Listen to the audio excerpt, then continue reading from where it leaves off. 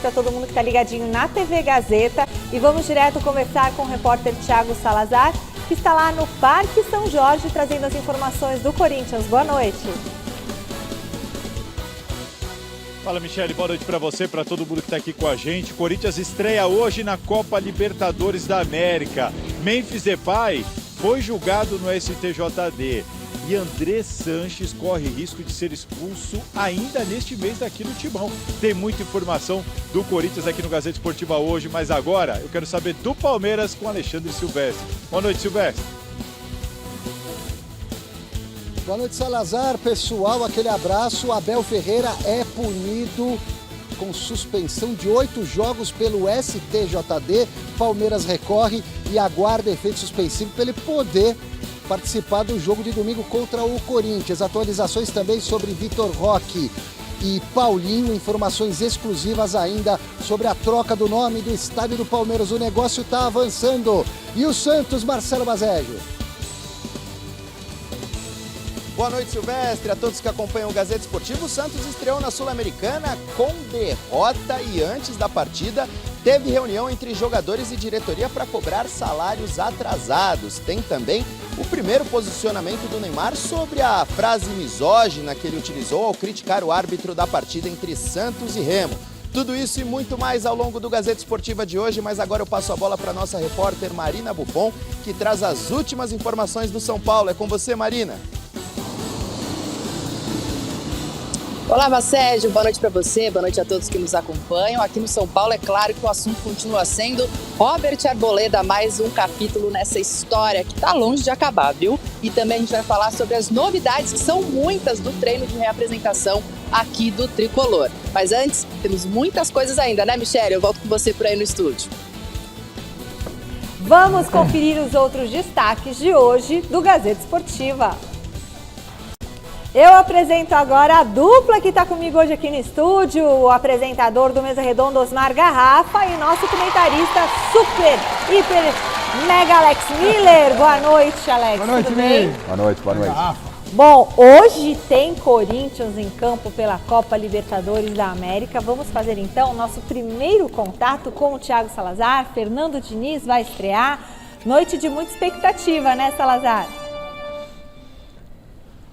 Exatamente, Michele, muita expectativa pela estreia do Corinthians, pela estreia do Fernando Diniz, como vai ser esse novo Corinthians depois da demissão de Dorival Júnior, num torneio intercontinental que aqui muita gente garante que o Corinthians tem condições de brigar pelo título, sim. Vamos começar com a provável escalação? Então bora de campeão na tela, esse Corinthians que deve começar a partida com Hugo Souza no gol, Mateuzinho, Gabriel Paulista, Gustavo Henrique e Matheus Bidu. O meio de campo do Timão deve ter Ranieri, Breno Bidon, André e Garro. Lá na frente, Kaique e Pedro Raul, se Yuri Alberto não reunir condições de ir para o jogo. Esse deve ser o Corinthians para enfrentar o Platense, que chegou como sensação, vai disputar pela primeira vez na sua história a Copa Libertadores da América, mas vive uma fase terrível também. O Corinthians não vence há 9 partidas, o Platense não vence há 6 partidas e também trocou de técnico recentemente, vai jogar na sua casa, no estádio acanhado lá em Buenos Aires. O Timão não tem à disposição para esse jogo o zagueiro Choca, além de Memphis Depay, Guinegão, Caio César, Charles, Pedro Milans e o lateral esquerdo Hugo. Estes são os desfalques do Corinthians para a estreia na Libertadores. Michele. Beleza, Salazar. Bom, quero saber do Garrafa e do Alex Miller a expectativa com este Corinthians para essa estreia na Libertadores diante de um Platense que está fazendo aí seu primeiro jogo internacional, um time que tem uma folha salarial de 2 milhões de reais. Imagina, o Corinthians tem uma folha de 30 milhões de reais. O que vocês esperam do jogo essa noite? É uma vitória fácil ou difícil? Eu entendo, boa noite Alex, boa noite Michele, eu entendo o seguinte, que está uma expectativa enorme em cima da estreia do Corinthians na Libertadores, né? Não é só a torcida corintiana, os rivais também estarão ligados, não adianta falar que não, tá todo mundo querendo ver esse Corinthians do Fernando Diniz como é que vai se comportar. E assim, em se confirmando essa escalação que está circulando, a escalação que também passou o Thiago Salazar para a gente, tendo como pauta a coletiva dele, Alex, eu disse aqui lá na segunda-feira, Garro e Bidon podem jogar juntos. E é uma tendência que isso aconteça. Ranieri e André me agrada bastante. Lá na frente, lamentavelmente, né? A ausência da força máxima com o Memphis e com o Yuri, mas o Kaique ganhando oportunidade. Eu acredito que é um jogo onde o Corinthians deve sair vitorioso. Eu estou otimista com a estreia do Corinthians. Eu acho que a rapaziada, toda vez que tem troca de técnico, né, Alex? Tem aquela sacudida. Então acho que o Corinthians vai ser um Corinthians bem diferente do Corinthians do Dorival, sem nenhum demérito ao Dorival. É um jogo cercado de muita expectativa, né? E tem vários ingredientes fazendo parte desse jogo. Como a Michele bem disse, né? O primeiro do Platense Internacional, né? E o Corinthians vive aquele drama, né? De não conseguir se dar bem em competições sul-americanas, né? Falou espanhol, parece que a perna Precisa lembrar? Precisa, porque faz parte do contexto, né? E a gente tem que imaginar que tudo faz parte desse contexto que o Corinthians vai se envolver hoje contra o Platense. Então são situações em que os dois times precisam romper fronteiras, romper barreiras. E o Corinthians tem condições de ganhar do Platense. Acho até que é mais time. O Platense é o 10º colocado do seu grupo no Campeonato Argentino, dentre 15 times. Não vem bem, não vem num bom momento, né? Vários jogos sem vitória, inclusive na Argentina. Então é uma chance do Corinthians estrear bem na Libertadores da América. Agora, é certeza de vitória? A folha de pagamento interfere na hora em que a bola rola? Eu acho que nada disso interfere e o Corinthians precisa jogar se quiser realmente estrear com vitória na Libertadores. Só para dizer que a Platense é a primeira vez que essa equipe está jogando 3 competições ao mesmo tempo. O Campeonato Argentino, a Copa Argentina e a Libertadores, né? Agora, Michele, um time que não vence 9 partidas, como o Corinthians, que tem uma troca de treinador. Se existia um momento para dar uma resposta, era no passado, a resposta não veio. Não pode passar de hoje. Não pode passar de hoje. E talvez sabendo disso, inteligente que é o Fernando Diniz, né? O Platense acabou caindo como uma luva para esse Corinthians. É um time sem tradição na Copa Libertadores, não é um Boca, não é um River. E o Corinthians, obviamente, tem que se impor. E a ideia do técnico Fernando Diniz, repito, se confirmando essa equipe, é um time que vai pressionar, é um time que vai querer posse de bola, com o Bidon, com o Garro, com o André, o Ranielli, né? Então é um time muito forte, um time que tem a velocidade também do Kaique. Eu estou otimista pela vitória do Corinthians e mais, não começar com uma vitória no Corinthians não seria... Só um detalhe, eu só acho que o Corinthians passa pela presença do Yuri Alberto. O Salazar deu como dúvida ainda, então se é dúvida é porque tem chance. Se fosse certeza de que jogaria o Pedro Raul, já seria algo confirmado. Então o Yuri Alberto precisa jogar para o Corinthians ter uma chance maior de vitória. Pensando que o Fernando Diniz só teve terça e quarta para dar treino para o Corinthians, que o Corinthians tem esses desfalques do Caio César, do Memphis Depay, do Gui Negão, do próprio Hugo. Então, assim... Mas hoje, desculpa, Michele, hoje é na conta dos jogadores. Não é do Diniz. Hoje é na conta dos jogadores, né? Porque ficou muito claro o comportamento do time no último final de semana, que a ideia era para tirar o Dorival, pelo menos foi isso que deu a entender, foi isso que a gente sentiu do time, ninguém deu entrevista coletiva. Hoje é com a boleirada, hoje é o dia de dar resposta. Bom, chegou a hora de acelerar com o Momento Velocidade. Pode rodar a vinheta. Momento Velocidade. Muito boa noite, Rodrigo. Quero saber de você como é que está a semana de corridas no Brasil. Pois é, boa noite, Michele, Garrafa, Alex Miller. Para você que está assistindo o Gazeta Esportivo, Fórmula 1 está de férias, né? Mas aqui no Brasil, a ação vai ser em Santa Cruz do Sul, com a Truck, a NASCAR e a HB20, né? E lá nos caminhões, Michele, a liderança é do Felipe Giafone, né? Pai e filho. O Felipe Giafone lidera na principal e o Nick Giafone, filho dele, na categoria Elite. E a família vai acelerar completa com Tito Giafone, que estará na NASCAR Brasil com a equipe full time. Fala pessoal, Tito Giafone aqui, e esse final de semana a gente vai ter a primeira etapa da NASCAR Brasil de 2026 e a gente vai estar junto com a Full Time Sports pelo 2º ano consecutivo. A primeira etapa é Santa Cruz do Sul, uma pista que eu não conheço, então eu tô muito animado com esse desafio novo, e também vai juntar com a questão do carro novo. E eu só tenho que agradecer aqui a PX por estar apoiando a gente esse ano e agradecer a vocês por estar me apoiando esse ano e ano passado inteiro. Então vamos com tudo aí para esse ano, eu conto com a torcida de vocês. Valeu! Valeu, Tito. 3 Giafone em ação, 2 nos caminhões e o Tito na NASCAR Brasil. E quem também vai estar na NASCAR Brasil é o Gabriel Casagrande. Eu conversei com ele em Cascavel, com o tricampeão da Stock Car, sobre as novidades da temporada e a volta do motor V8.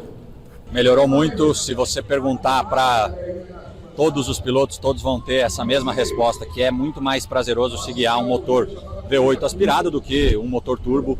O motor V8 ele se assemelha a tudo que a gente fez na vida e a gente está muito feliz, curtindo muito o momento. Eu acho que a categoria teve uma guinada muito favorável, uma decisão correta de ter voltado, e tenho certeza que ainda algumas coisas que precisam ser ajustadas vão ser ajustadas para que a gente volte àqueles tempos áureos da Stock Car. Pois é, na Stock Car ouviram os pilotos. Tomara que na Fórmula 1 também ouçam os pilotos para mudar algumas coisas. E aqui, ainda no mês de abril, vamos ter muita velocidade, Michele, com a etapa da TCR e da Stock Car no Autódromo de Interlagos. E o Leonardo Reis vai fazer sua estreia na pista paulistana com a equipe Car Racing nessa categoria, contando com a ajuda do experiente preparador Mauro Vogel. Alinhar no grid da Stock Car, olhar em volta os pilotos que estão ali logo perto de mim é sensacional. E estamos evoluindo, estamos aprendendo a cada treino. Eu ainda tenho muito a evoluir, né? Meu primeiro ano nessa categoria. É um privilégio poder contar com o Mauro Vogel na equipe. Você vê a experiência que ele tem, todo o conhecimento que ele tem, que é enorme. Você pergunta, ele já testou, já fez tudo, então com certeza foi um avanço muito bom para a gente vai tentar buscar extrair ao máximo dessa experiência dele. Legal, boa sorte para o Léo Reis, para a Car Race, né? O Mauro Vogel já fez campeões, o Felipe Fraga, Casa Grande, vai ser muito bom. E é isso, Michele, a cobertura completa da Stock Car você confere aqui na TV Gazeta, 2 horários domingo, 11 da manhã e 3 da tarde, Michele. Muito obrigada, Rodrigo. Bom, o Verdão iniciou ontem a sua jornada rumo ao Tetra da Libertadores. O time de Abel Ferreira encarou o Júnior Barranquilla na Colômbia. Vamos ver como foi. Na estreia do Palmeiras na Libertadores, o Verdão foi até Cartagena, na Colômbia, enfrentar o Júnior Barranquilla. E um erro, logo no comecinho da partida, custou caro. Antes dos 10 minutos, Maurício chegou atrasado e cometeu pênalti. Theo Gutierrez cobrou firme, abrindo o placar. Mas enfim, realmente há um contacto. Eu acho que parece que este ano o VAR vai funcionar. Isso é bom. O ano passado o VAR aqui da Conmebol não funcionou. Depois do gol, o Palmeiras passou a controlar o jogo, mas faltou efetividade. No intervalo, Abel mexeu e funcionou. Aos 9 do segundo tempo, Flaco ganhou pelo alto e Sosa apareceu livre para empatar, 1-1.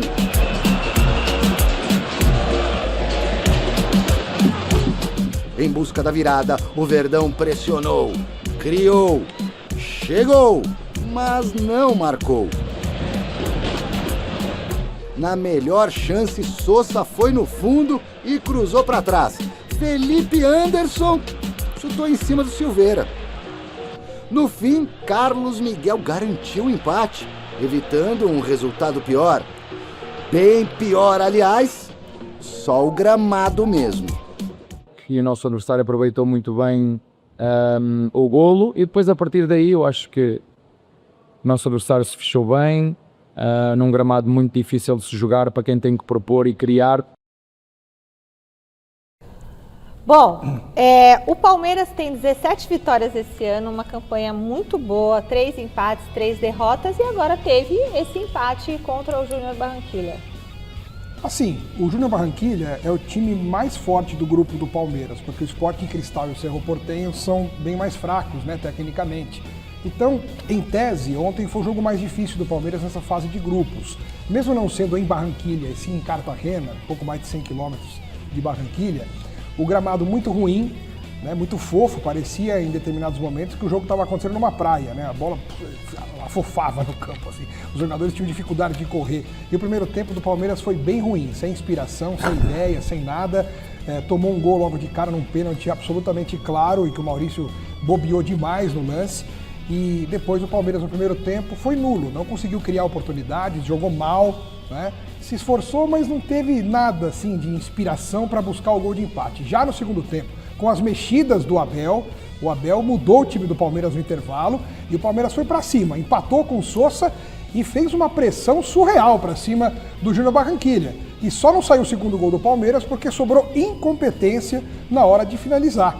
O Felipe Anderson perdeu um gol incrível no final, de perna esquerda, livre de marcação, de frente para o gol, chutou fraquinho em cima do goleiro. Várias bolas passaram raspando o poste, teve muita chance o Palmeiras e não conseguiu converter em gol. E aí no final ficou aquele gostinho de que poderia ter virado e vencido o jogo.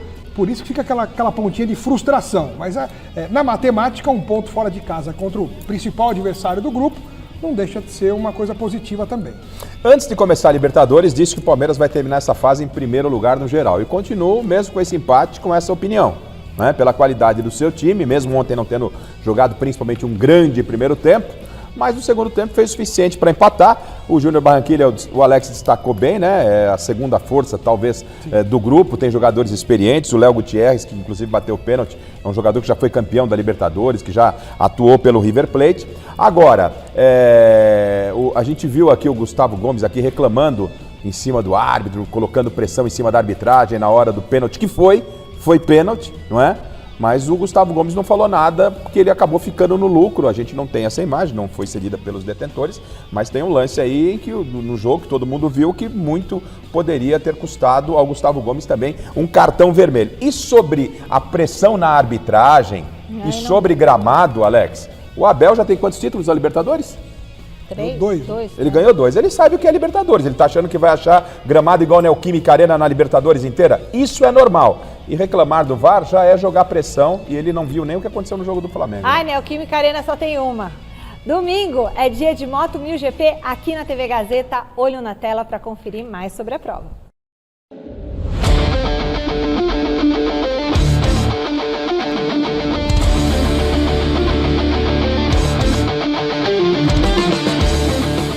A temporada 2026 do Moto 1000 GP começa neste final de semana aqui no palco mais tradicional do automobilismo da América Latina, Interlagos. Serão mais de 150 pilotos de 10 países em ação. E a TV Gazeta vai transmitir a principal categoria no domingo, com as motos mais potentes do grid e o mais alto nível técnico. Eu sou o Eric Granado, piloto da Honda Racing. Sou o Felipe Macan, piloto da JD43 M78. E o Moto 1000 GP você vê na TV Gazeta.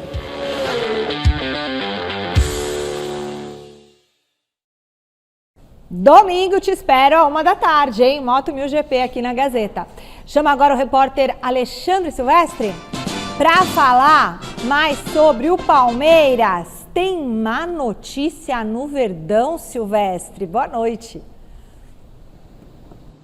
Boa noite, Michele. Pessoal, amigos, amigas, inimigos, simpatizantes. Abel Ferreira é punido pelo STJD com 8 jogos de suspensão. O STJD, o Superior Tribunal de Justiça Desportiva, considera o Abel muito esquentadinho, falta de ética na conduta desportiva durante jogos à beira do campo e reincidência. Desses 8 jogos de punição, 2 já foram cumpridos em forma de suspensão automática após os vermelhos que o Abel tomou diante do Fluminense e do São Paulo. Bastidores do julgamento. A defesa do Abel, advogado do Palmeiras, não foi autorizado a utilizar como prova um vídeo próprio do Palmeiras que mostra o contrário do que foi relatado na súmula quando o Abel foi expulso naquele jogo contra o Fluminense. O Abel não foi para cima do árbitro e teve de ser contido. O Abel Ferreira bateu boca, sim, com o 4º árbitro e auxiliar. Em compensação, o STJD autorizou como prova um vídeo desses meninos aí que fazem leitura labial e nem precisava, porque no jogo contra o São Paulo, o Abel, expulso pelo Daronco, foi lá e falou pro Daronco: você é um cagão.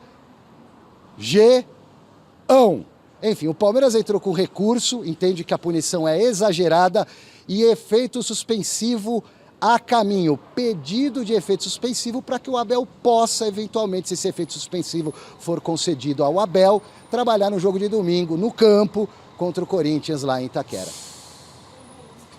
Alex e do Garrafa, se vocês acham exagerada essa punição, porque foram 2 jogos pelas palmas irônicas ali, e esses 6 jogos por reclamar insistentemente com a arbitragem e xingar o árbitro.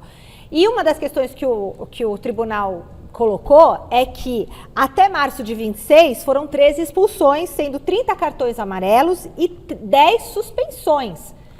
Então eles estão querendo, e isso tudo que já aconteceu não tem feito com que o técnico Abel Ferreira modifique o comportamento. Por isso, uma punição de 8 jogos, mas já cumpriu 2. O que vocês acham? Que o Abel seria punido, todo mundo já esperava. Agora, a forma como o STJD criou esse veredito para o Abel de 8 jogos foi surreal, foi bizarro. Eu conversei durante o dia, inclusive, com alguns especialistas na área desportiva, e ninguém entende como é que o STJD conseguiu pegar um vídeo de um dublador que faz leitura labial para usar como prova cabal e que definiu a punição do Abel Ferreira. Juridicamente isso não tem sustentação e isso dá margem às pessoas interpretarem que há uma perseguição ao Abel Ferreira, porque outros técnicos que fazem coisas semelhantes não são punidos com essa severidade como foi punido o Abel Ferreira. Eu quero ver a partir de agora se o Zubeldia, se o Fernando Diniz, que também é esquentadinho na beirada do campo, se outros técnicos que cometem o mesmo tipo de indisciplina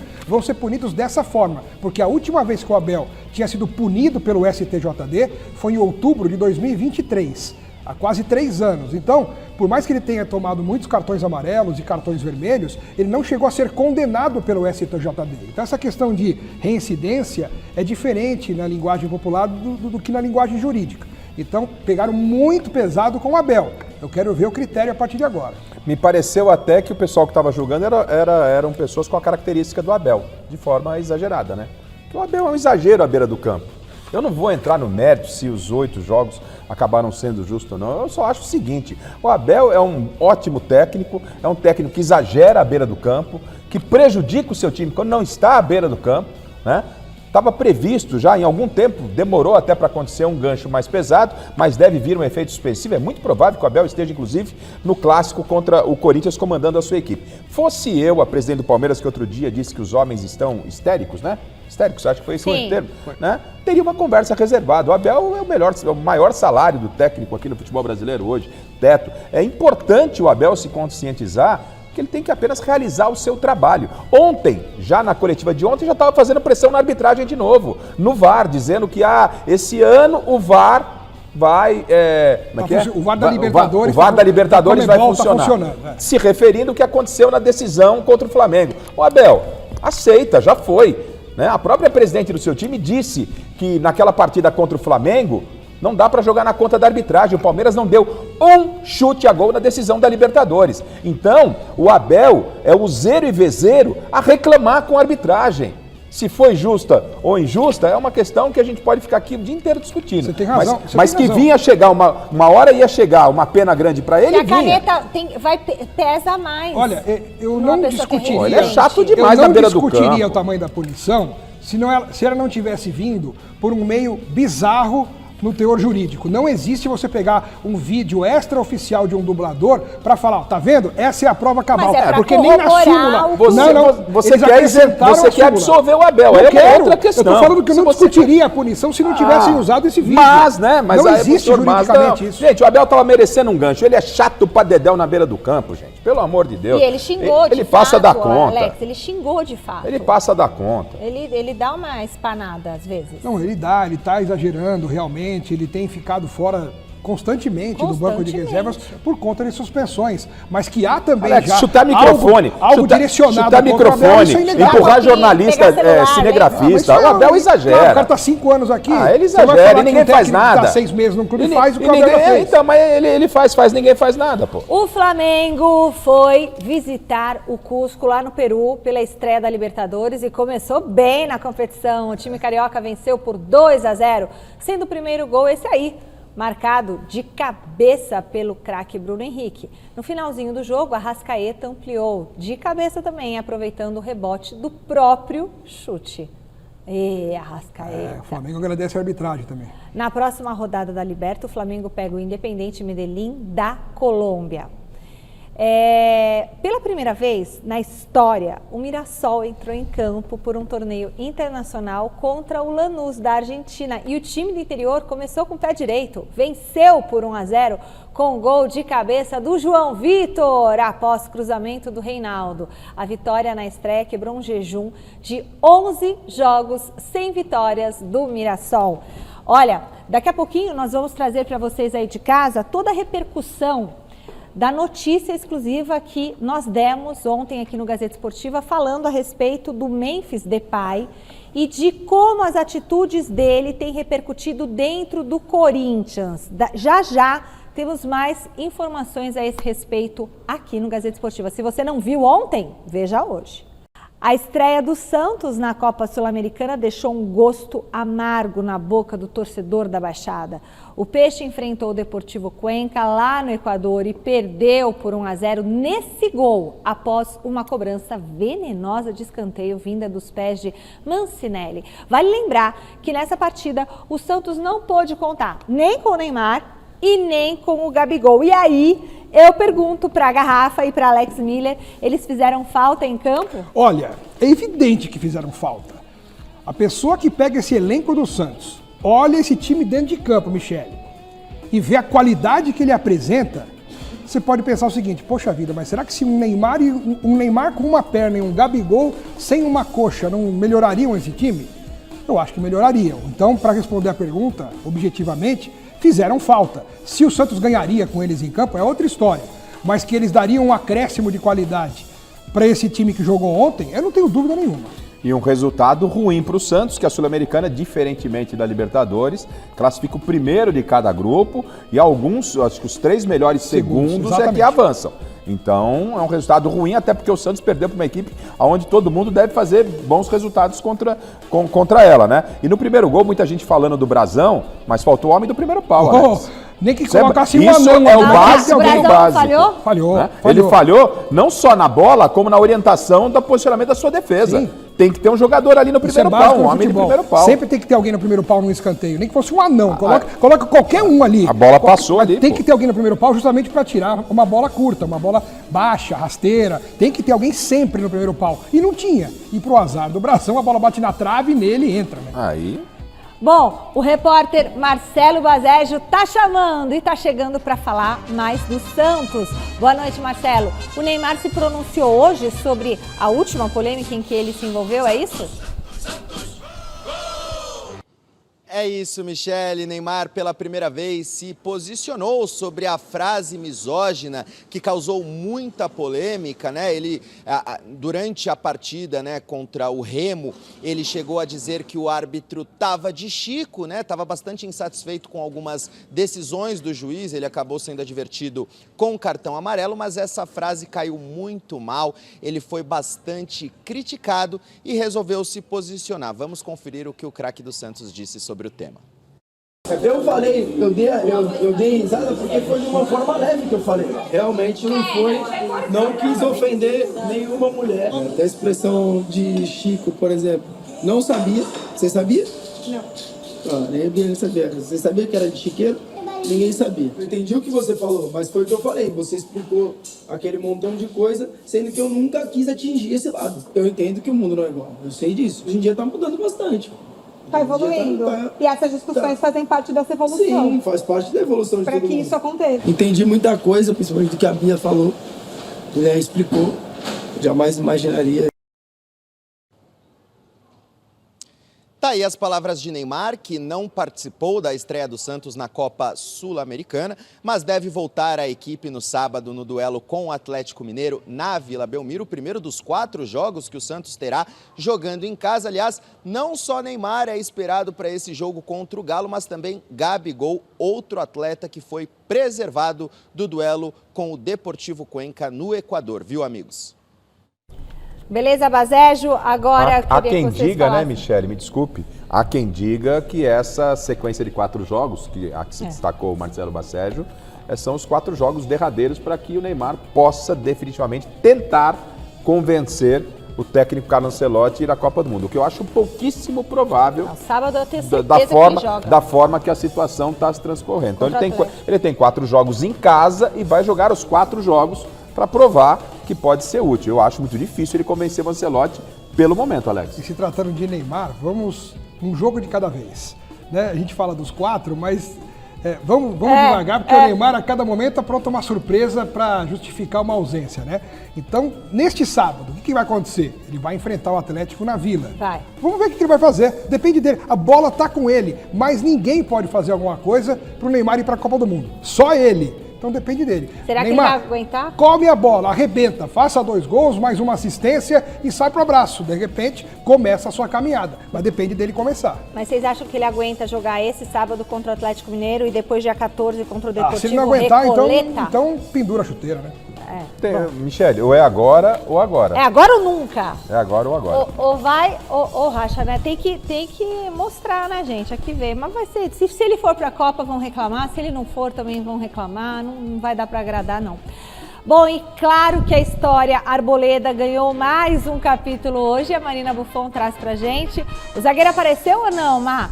O São Paulo já sabe o que fazer? Boa noite pra você. Michele, mais um episódio nessa saga do Arboleda aqui com São Paulo. Boa noite novamente para todo mundo. Boa noite, Michele.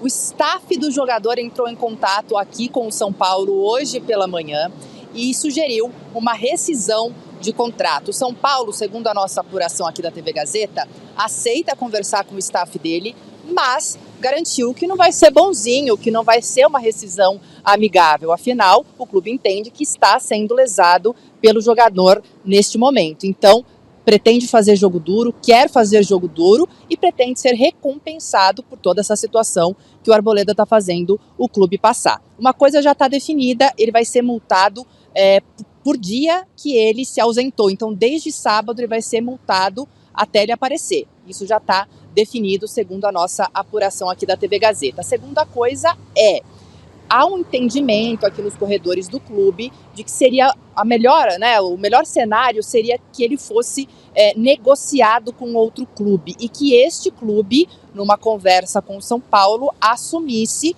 numa proposta boa, que o clube aqui, o Tricolor, considerasse boa, assumisse esses valores.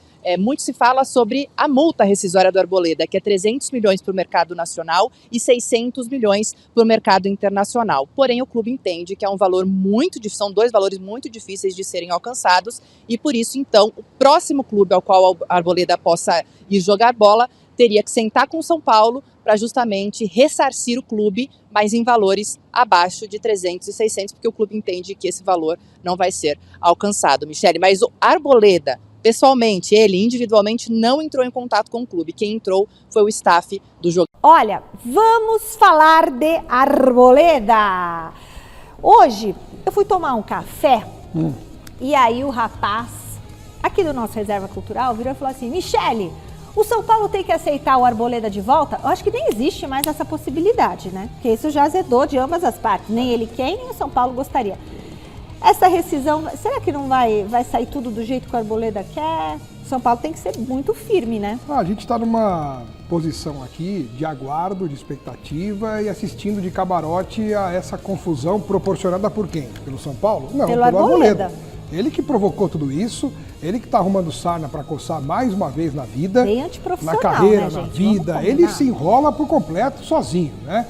Ele é um imã de confusão, ele é sinônimo de algo ruim, porque toda volta de férias, todo momento de folga, toda hora acontece alguma coisa com a Arboleda, né? Ou ele some, desaparece, ou veste a camisa do Palmeiras, ou ele dá desculpa esfarrapada, atrasa. Então, assim, o Arboleda não é profissional. Ele é um moleque travestido de jogador de futebol.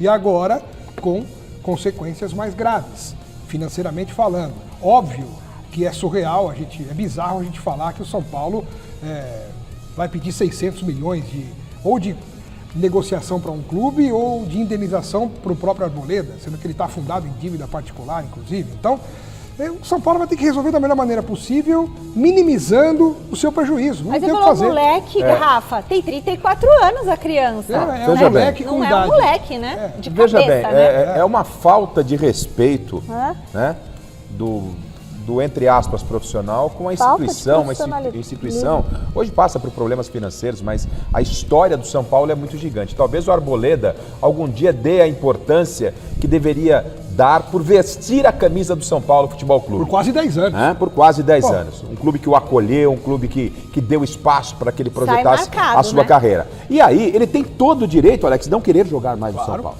Agora, seria muito mais digno, muito mais profissional chamar a diretoria para uma conversa, falar, vamos tentar entrar num acordo, eu não quero mais ficar no São Paulo, por isso.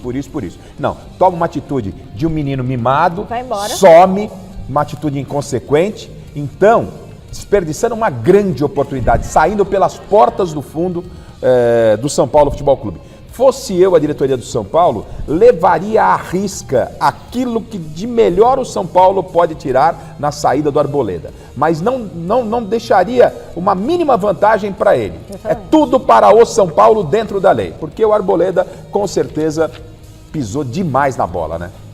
Bom, e ele sai marcado, sai manchada a história dele com o São Paulo. Bom, vamos falar de tênis? João Fonseca venceu Matteo Berrettini nas oitavas de final do Masters 1000 de Monte Carlo, lá em Mônaco. O brasileiro levou a melhor diante do italiano por 2-0. O próximo duelo de Fonseca é contra Alexander Zverev, número 3 do mundo. Parada dura, hein? Esse será o primeiro duelo entre o alemão e o brasileiro. Tô já torcendo aqui com a bandeirinha, hein? Corinthians entra em campo hoje. Mas os bastidores do clube continuam fervendo. A gente vai falar um pouquinho de bastidores. O que está acontecendo, Salazar? Sempre tem muita coisa acontecendo nos bastidores do Corinthians, mas de mais importante de ontem para hoje, Michele, é o fato de que a apuração na comissão de ética sobre a conduta do André Sanches, ex-presidente do Corinthians, enquanto presidente, com os gastos do cartão corporativo, essa apuração chegou ao fim. Na última segunda-feira, a defesa do Andrés entregou a defesa final dele para o presidente da comissão de ética, Leonardo Pantaleão, que também é o relator do caso. E ontem, Leonardo Pantaleão entregou o parecer para os outros membros dessa comissão de ética. E a informação daqui da TV Gazeta de bastidor é de que Pantaleão sugeriu a expulsão de André Sanches.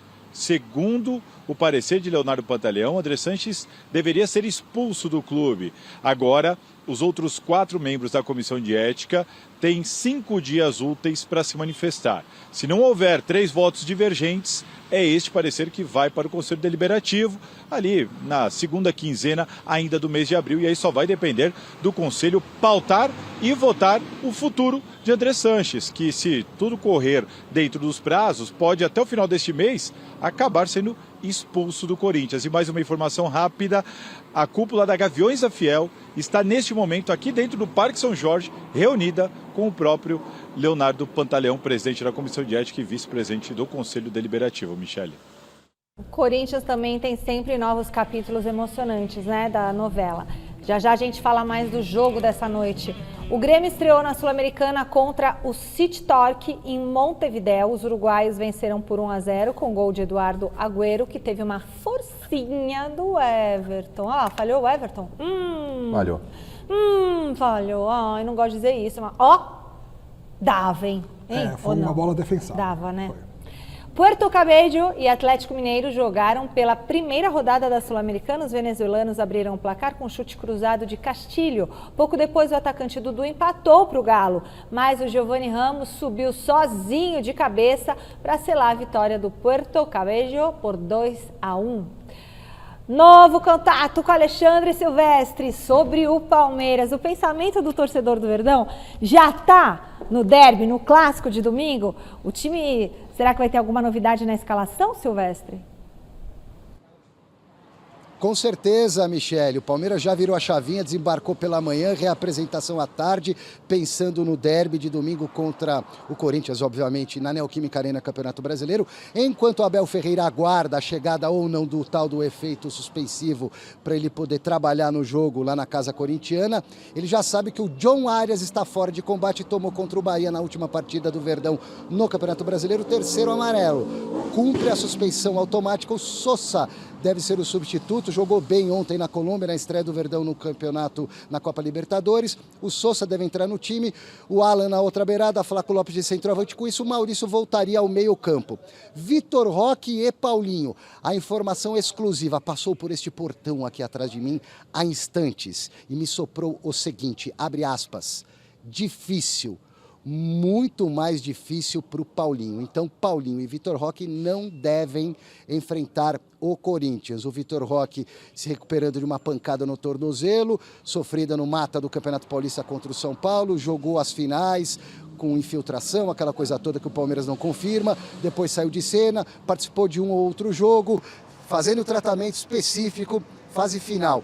O Paulinho ainda não conseguiu jogar direito pelo Palmeiras, 2 problemas, 2 cirurgias no osso da canela e continua nessa fase final eterna de transição física. Mas pela fonte que passou aqui, muito ligada ao Abel Ferreira, difícil, quase impossível, Michele.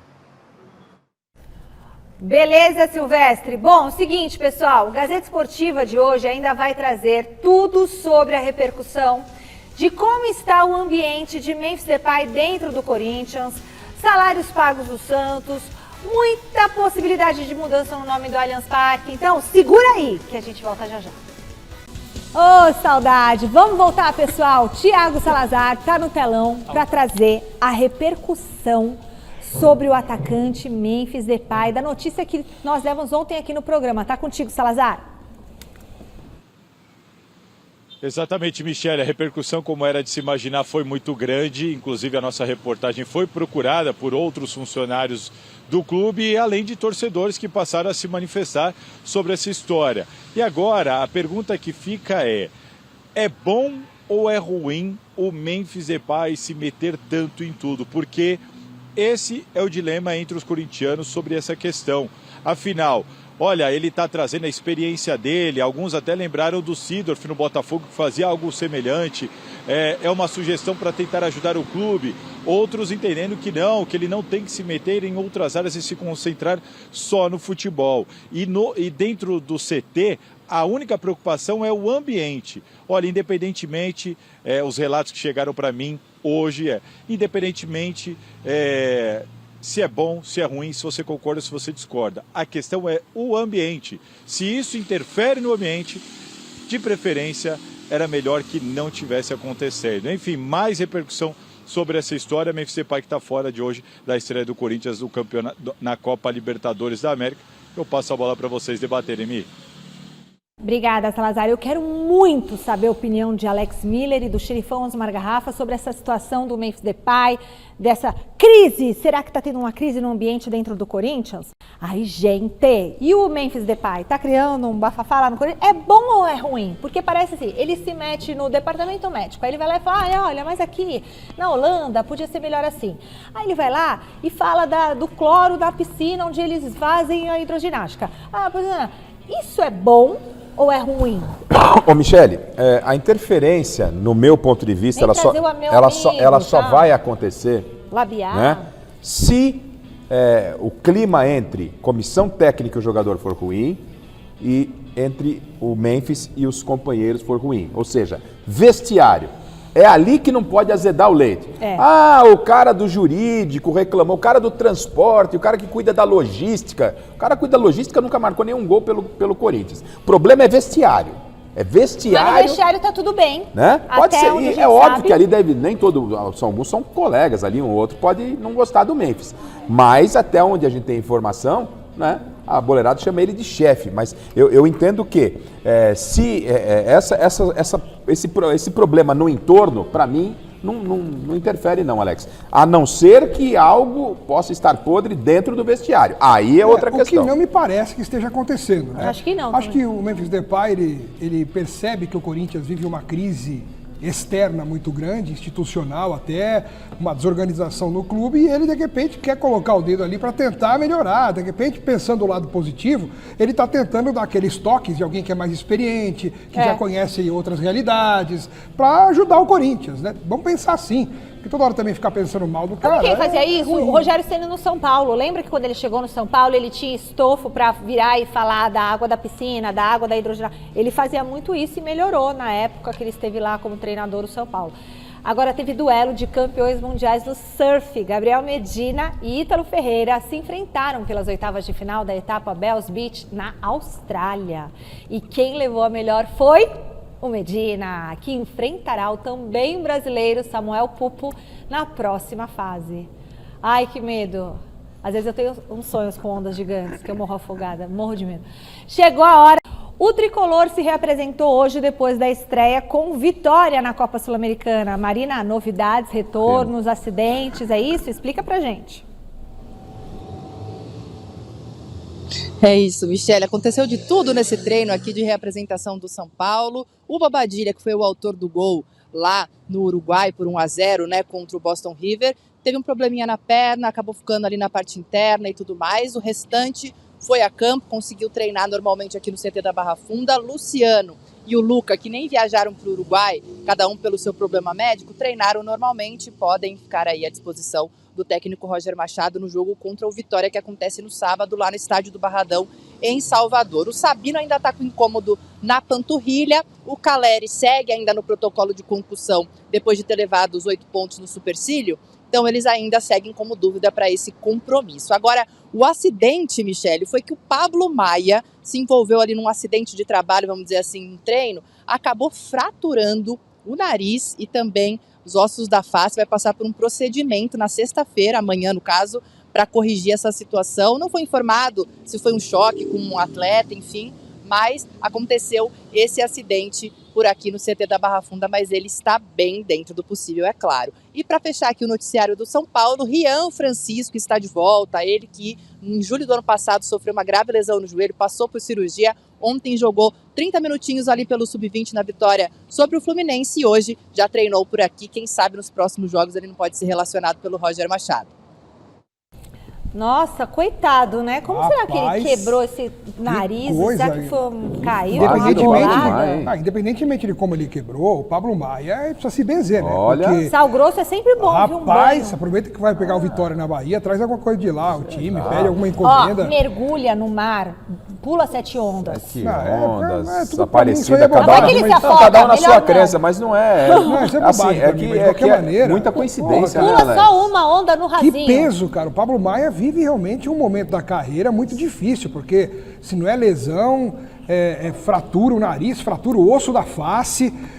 No momento em que ele estava conseguindo readquirir ali a titularidade, brigando por uma posição. Eu acredito em mal olhado. Poxa vida, cara, é lamentável isso. E o São Paulo vai ter dificuldade, problemas pro jogo contra o Vitória. Torcida para que ele se recupere o mais rápido possível, mas eu vou falar para você uma coisa. Difícil pro Roger Machado também. Mais um problema. Vai ter que defender a vice-liderança jogando em Salvador com esses problemas aí contra o Vitória, que está tentando escapar das últimas posições também. Eu quero falar do Corinthians, mas eu vou ter que agora falar o quê? Com o Marcelo Bazégio, vai falar do Santos. A diretoria pagou, Bazégio, parte do que tinha atrasado com o elenco, é isso? Vamos lá, Michele. Elenco e diretoria se reuniram antes do duelo pela Sul-Americana com o Deportivo Cuenca no Equador.